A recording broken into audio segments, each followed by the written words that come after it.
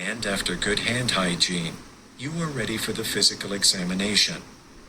Begin the sensory examination by assessing pain sensation in arms, legs, and trunk.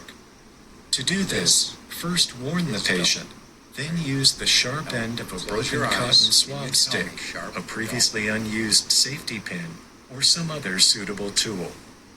Ask the patient to close his eyes, then, starting with the arms, test scattered areas in a symmetric pattern on both sides of the body, occasionally substituting the blood end for comparison between sharp and dull.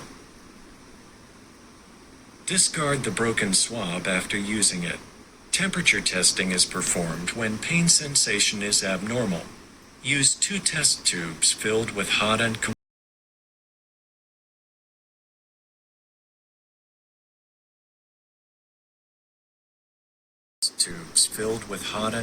water. You got 2 test tubes here. That one's cold, and that one's hot. Now you close your eyes. Now tell me which it is. Cold. Hot. Hot. Now tell me which it is. Cold. Hot. Hot. Cold. Hot.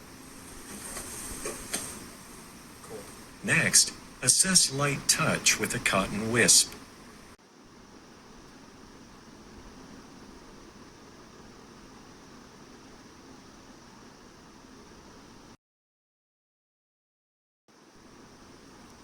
Assess light touch with a cotton wisp. In diabetics, watch for the stocking glove pattern of sensory peripheral neuropathy. Now I'm going to touch you with this cotton wisp. Whenever you feel it, you say no. Close your eyes.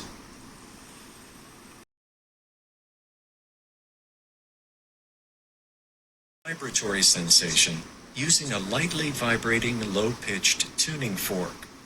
Have the patient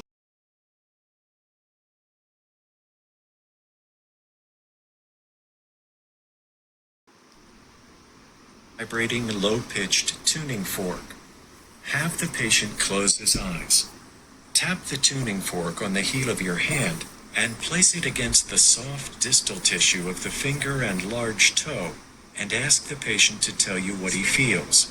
Ask the patient to tell you when the sensation stops. What do you feel?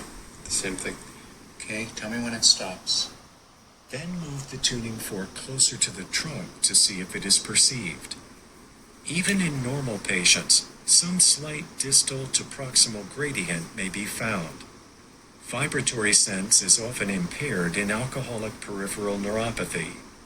To test position sense, or proprioception, hold the sides of the patient's big toe with your thumb and index finger. Avoid touching the other toes. Next, ask the patient to close his eyes and identify the direction of motion, and moving more proximally to the metacarpophalangeal joints and beyond if indicated. Here it comes. Up. Down. Finally, test discriminative sensations, beginning with stereognosis, the ability to identify an object by palm, and ask the patient to identify it. Small coin.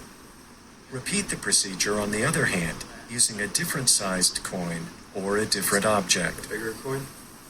Not the same as the other hand? No, it's bigger. Okay. To test graphesthesia, or number identification, ask the patient to close his eyes and use a blunt object to draw a large number on the palm. What was that? 5.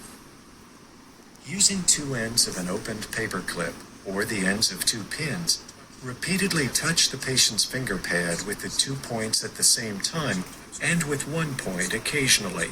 Be careful not to cause pain. Ask the patient to identify if he's being touched with 1 or 2 points. 1. Then reduce the distance between the points so that you can determine the minimum distance at which the patient.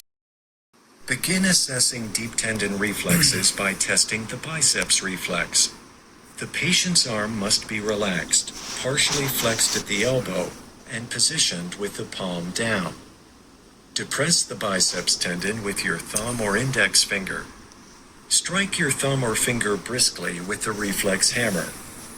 You should feel the biceps muscle contract and see flexion of the forearm. To assess the triceps reflex, flex the patient's arm at the elbow with the palm toward the body and pull the arm slightly across the chest. Strike the triceps tendon above the elbow. Watch for contraction of the triceps muscle and extension at the elbow. To elicit the supinator or brachioradialis reflex, the patient's forearm should rest on the abdomen or lap with the forearm partly pronated. When the patient is ready, strike the radius 1 to 2 inches above the wrist. Observe for flexion and supination of the forearm.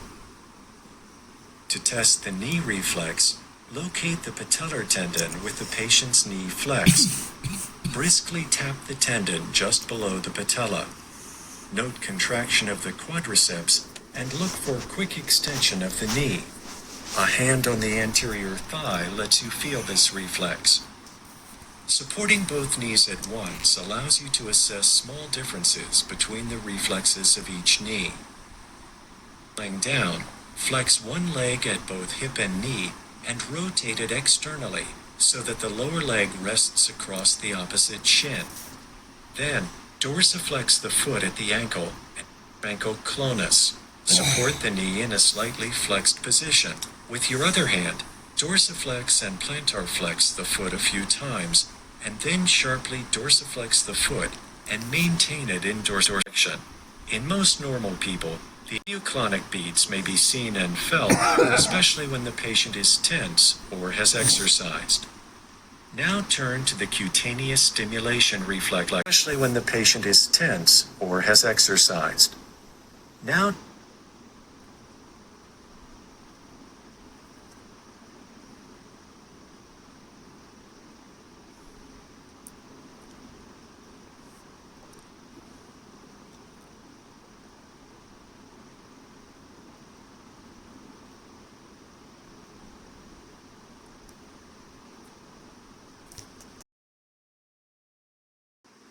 to the cutaneous stimulation reflexes.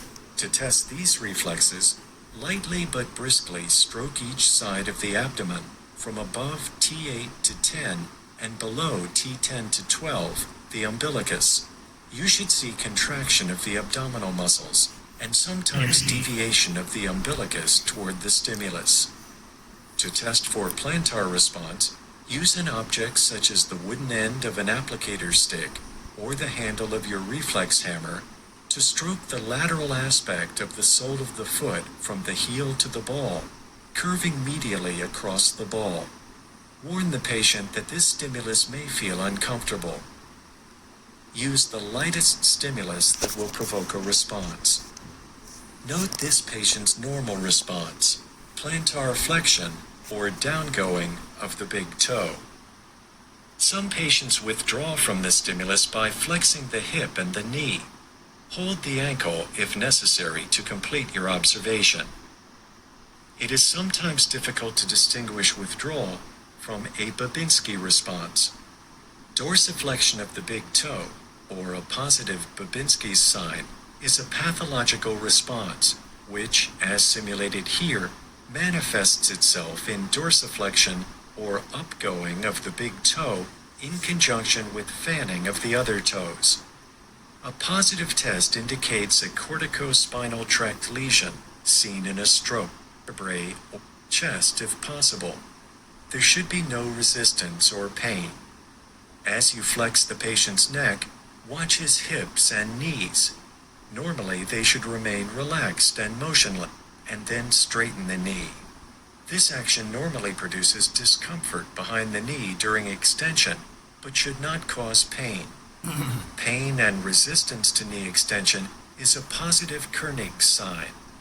For low back pain with nerve pain that radiates down the leg, commonly called sciatica, in the S1 distribution, test straight leg raising for lumbosacral radiculopathy.